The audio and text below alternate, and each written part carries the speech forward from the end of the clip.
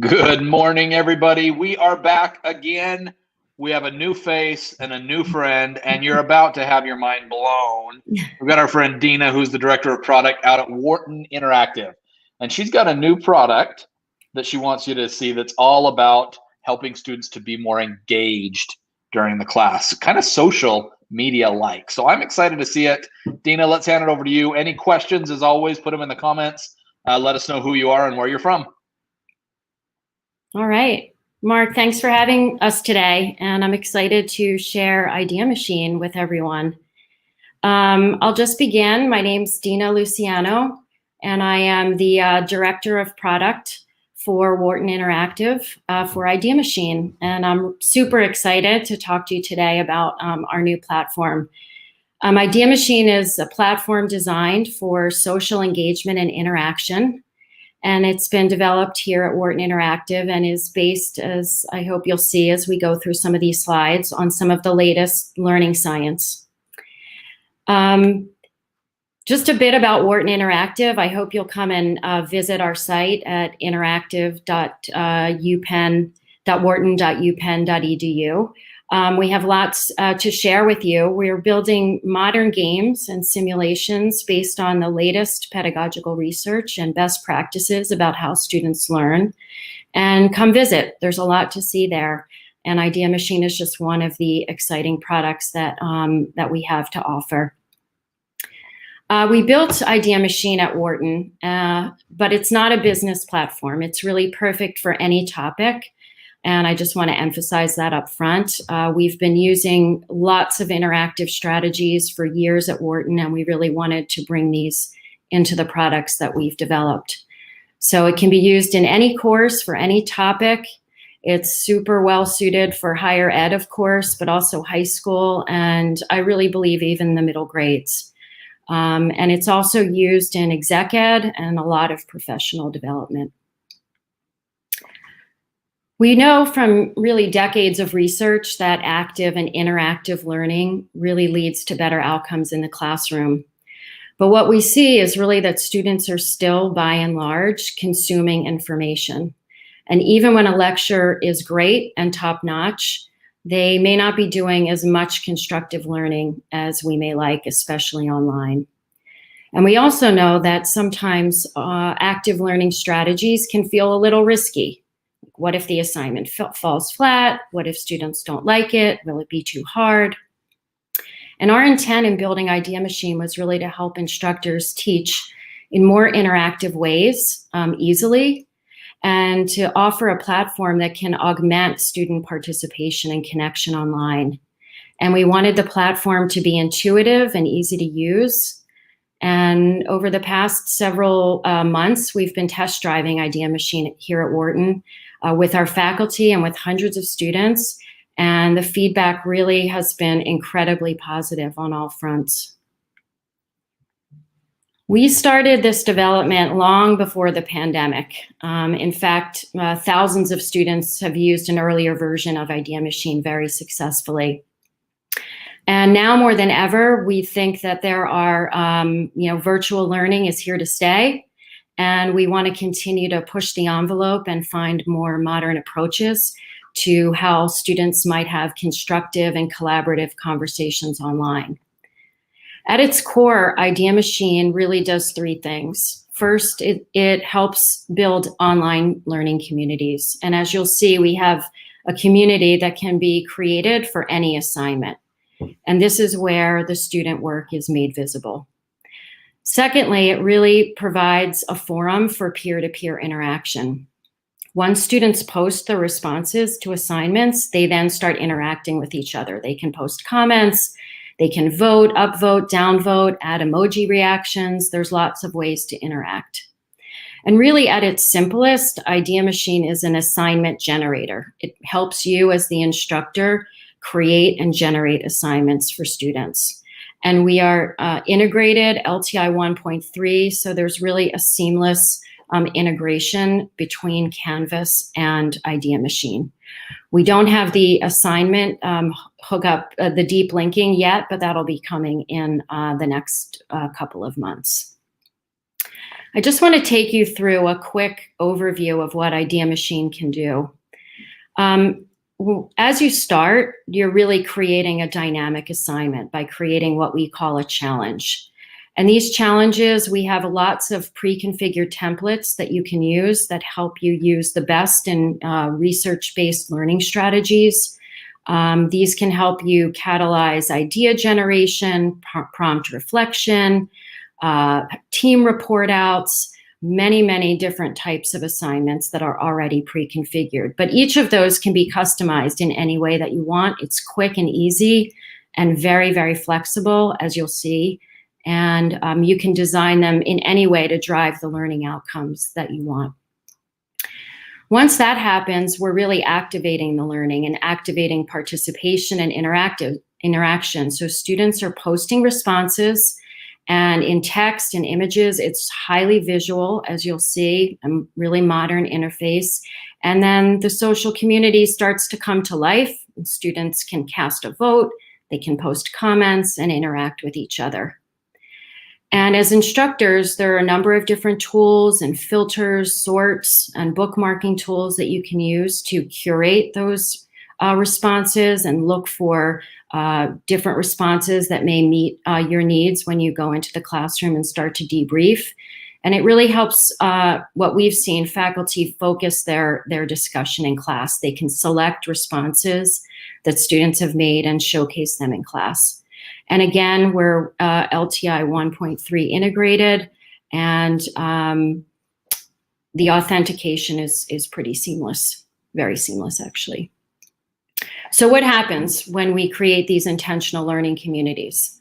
What we're seeing at Wharton with the hundreds of students who have been using it this term is there are many benefits, and many of these are for students. There's a shared space for idea generation and brainstorming where they can see one another's ideas. Learning is really made visible to everyone, and everyone from the instructor to other students can see ideas, responses, thoughts, team report outs. There's lots of peer connection. And we're also seeing a real diversity of ideas. And this was one of our goals when we built IdeaMachine, was really to democratize what's happening in the classroom, to get more ideas generated, and really to increase diversity in terms of points of view. Very reflective. We've generated a lot of assignments that have to do with reflective learning practice, and some of the responses from students have frankly been extraordinary. They're reflecting back on their learning from lectures and topics that happened earlier in the semester, and really pulling and synthesizing those ideas together and then writing about it. So the faculty have been incredibly impressed with the reflective learning practice. And IdeaMachine is highly visual. So I think it's really fun to use in class, and it makes the learning a little lightweight when you want it to be that way, but also provides the depth when you need it. So very flexible. And I'm gonna just walk you through some screens on IdeaMachine and walk you through some of the process. So the first thing that happens, as I described, is that we are creating a challenge. And as you can see here, we have a number of different challenge templates, and we'll have many more than the ones you see here. But you're able to select one of these, and ask and answer, or a drawing in mind maps template, and you can create some easy customizations. You can use the template as it is, or you can begin to customize some of the features. So some of the things that you could potentially customize would be text, whether you want images or not, when you want students to see the social community, if you want responses to be anonymous, maybe you want them to just come to you as the instructor, if it's maybe an assignment of a more personal nature. You can turn comments and votes on or off, and there's an incredible amount of customization that you can do there. But again, all of these settings are pre-configured for each of the templates that I showed you here. So none of this really needs to be done. You can review it all and preview it, but you really can just create your challenge very simply. These are some of the emojis that you can select. And then the challenge is assigned to your class, and you set a launch date, a start date, and a due date, 2 due dates, one for the responses and one for the interactions in the community. And the challenge is launched. And when the challenge is launched, students get notified through email, through their Canvas integration, and they can then respond to the challenge. And this is just an example of one student responding to an assignment called Images of Leadership. You can see there's an image there. They've posted text. They could potentially hide their name or send it only to the instructor. We are also completely accessible. So when the student posts this image, they're asked to describe it for screen readers. And we've done a really, I think, amazing job on our meeting accessibility standards. Everything across the site is accessible. And I will mention at this point also that we're fully mobile ready. So all of this, even at every turn, every screen you've seen looks beautiful on a phone. Once students begin to respond, instructors can see what's happening on a simple dashboard. So they're able to tell, in this case, we had a team assignment, so there were not 57 individual posts, but just 6 teams. And in this case, we had each student responded to the prompt, "What is leadership?" And quickly, you can see here that in this challenge, students were asked to vote. So 56 students voted here, and here they were asked to cast 2 different votes among peers. And you get some data about what's happening in the community. And the more interactions you add, here there's just votes, but there could be others, you'll get to see more about the health of the community and the participation. And here are the responses as they come into the social community. So a couple things I want to point out here. Very visual. This challenge used, had images. That was a key part of the challenge. We have a sorting and filtering options here. So you can sort by the response date. You can sort by which has the most votes, the fewest votes, all different types of sorting options, as well as filtering. And you can also place a bookmark here, a tiny pin here on the response, if it's something that you may want to use in a class presentation or something that stood out to you that's particularly relevant to the course material, you can save that with a bookmark. And then we have a built-in presentation tool as well. So once you're looking through the community, you can choose to present all of the responses or just those that you've selected. So it's really nice and really just tailors the presentation in class to what you need. Hey, Dina, let's take this question. You already talked about it earlier, but Brenda Green on YouTube is saying, is this for middle school students? Do you want to talk about where you've seen it effective and where you think it could be used best? Absolutely. Thanks, Mark, and thanks for your question. I spent several years working in a middle school and high school environment, helping faculty integrate lots of different tools for technology. And I can say pretty emphatically that a tool like IdeaMachine is desperately needed, in fact, and could be very well used in middle school settings, especially with inquiry or project-based learning. I know from many of the teachers I've worked with that they're really looking for ways in middle school to share ideas, images, and lots of the tools feel very clunky when you're sharing images and text. And then on the flip side, discussions, kind of typical discussion tools can sometimes feel not dynamic enough for that age group. So I really think it's a great fit, and I'd love to talk to you more about how it might work in a middle school setting. Awesome, thank you. Any other questions? No other questions right now. Okay, awesome, thanks. So moving on from the way that the social community can be presented in class, I just want to share a little bit about how we're integrating IdeaMachine currently with Canvas. We are creating assignments. The assignments are linked as an external tool with IdeaMachine as an external tool. And students and instructors are going right into IdeaMachine from the Canvas assignment, as well as from the side nav over here. And a question I get a lot is about grading. So this will be integrated in the early part of the new year. We'll be able to do a grade passback from IdeaMachine directly into Canvas.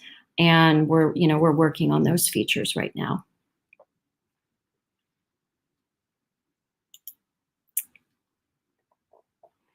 And that's the quick tour of IdeaMachine. I'd love to hear any questions or comments. Happy to go through any of the slides again to show you.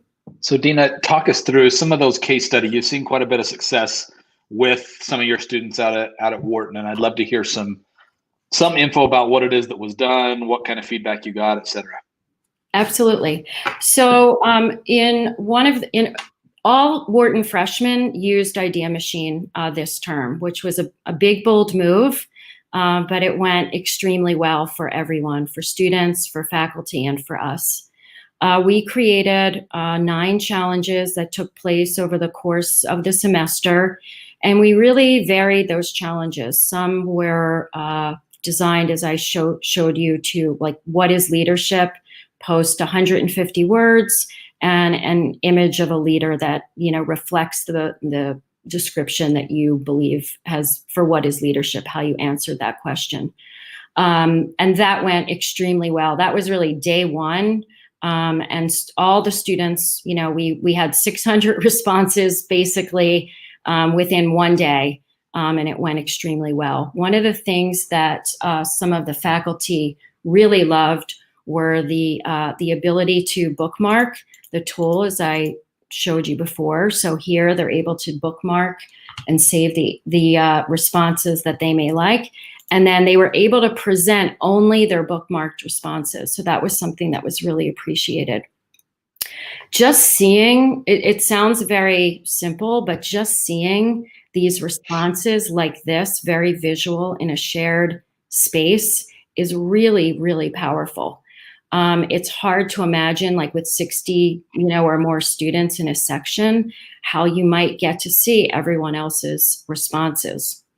One of the things that's interesting about IdeaMachine is that when you post your response, when you post that initial response here, you can't see what other students have posted. The community is hidden to you. Now that's a setting that's configured in the assignment, and we typically have that on. The setting says something like, community visible after responding. And we do that because we understand what some of the best practices in idea generation are. We've studied this. It's based on research and expertise that we have here at Wharton. And we've designed the platform to be able to hide the community from students before they respond, so that they're not borrowing ideas or shaping their responses based on others. And then once they respond, they get to see what everyone else shared. And it's a really powerful feature of IdeaMachine and something that was appreciated by the faculty. Super cool. Yeah. So let's take, Dina, some questions here from Cindy on LinkedIn, who's saying, how is IdeaMachine different from other LMS platforms? And it is very different, just to be clear. Have you heard of Strut? She says, how might that compare? Are the challenges, the differentiation? And then she was wondering, are there other competitors in this space? Anything you could share there? Great question. So the IdeaMachine, as you said, Mark, is integrated into the LMS. So it's not it would not be considered an LMS. It's an integrated tool. And some of the things that we've heard from faculty and from students around the interface, people really appreciate the modern interface that IdeaMachine offers. It looks very different from a discussion board. And in truth, it functions very different from a discussion board. These are not threaded discussions where you're drilling down through each response. The layout is very flat in a sense, so that you can see very quickly all of the responses on the screen. And each of these is just a preview. And I'm sorry I don't have a good screenshot of it, but you could, you basically can see the whole response just like this and scroll through everyone's. So it's laid out very different from a discussion center. And in terms of competitors, we're not seeing many right now. I mean, it's kind of striking that after all of these years and knowing what we know and all of the social media tools that we use in our lives on a daily basis, many of us, there's not something similar for students dedicated intentionally to the process of learning. And we're trying to bring that interface and that process into the classroom and into the learning process, and also base it on research and good pedagogy. So if you choose to do, let's say, a drawing challenge template, we'll guide you through how to do that exercise or assignment in class. We'll provide some insights in best practices and research, and we'll explain to you why we've created some of the settings in the way that we have. So if you're choosing to do, let's say, a drawing challenge, images will be required because it's a drawing challenge. So we've already configured all of those settings for you. You don't need to think about it. We'll set up the way the community gets revealed to students, how assignments are. Trying to think of another good example. So there are some, like in a team report out, you typically wouldn't want any anonymous, you may not want an anonymous report out by a team. You want to see who's doing what work in the classroom, so you may not choose to use anonymous. That may be another setting that we would pre-configure. So we do all the pre-configuration, and then basically as instructors, you're going to create your challenge, describe what you want students to do, and decide the date that it's going to be launched and your due dates, and press launch. It really takes almost less than 5 minutes. We've been working on this quite a bit. Once you know what your challenge is, the setup is honestly less than 5 minutes, if that. Wow. Yeah. So follow-up question from Cindy again. So she's saying, just clarifying, so the focus is on the discussion process, correct? The focus, yes, is on we typically call it community, but you could call it discussion as well. This is a community sharing ideas, thoughts, responses. They're voting, they're reacting. So yes, you could call it for sure a discussion. We typically just say the learning community or in the social community. So maybe dig into that a little bit more. We're getting some good questions from Cindy. If you're trying to get your instructional designers to introduce faculty to this, how would you pitch it? What would you say is the main benefit for students or for teachers? I'd say that it's a platform that allows instructors to generate quick assignments where students are having constructive conversations in a social community. Love it. Cindy says, sorry, so many questions from just me. Love the quick setup. Great to know the community focus. Yes. So riddle me this, Dina. I think you have some pretty exciting news because you're going to let people use this for free for a bit. Am I wrong? It will not be free for it starting in the next semester. So starting January 1, we will be charging. We're looking for, adopters. We're looking to partner up and work together with you to implement this in Canvas. Unfortunately, we cannot offer it for free at this time any longer. So, but we're really interested in connecting and having conversations. Love it. How should they get a hold of you if they want more info? Yep. So you can reach out to interactive at wharton.upenn.edu. And, please share that you were on the live stream today, or, that you're interested in IdeaMachine, and we will set up some time for a live demo with you. I could potentially offer some demo accounts. We are here to support with training and design of the challenges, anything that's needed to help you get up and running. Fantastic. Big shout out to Dina and to all our friends at Wharton Interactive. This is really, really cool. So I'm hoping you'll take the opportunity to go in and check it out. Send Dina a note. Start testing it with your kids, and let's see how it does. Big thanks to everybody. This is our last stream of the week this week. So we will be back next week with you. Thanks, everybody. Thanks, Dina. Have a lovely, lovely week. Thanks, Mark. Thanks, everyone. See ya. Bye.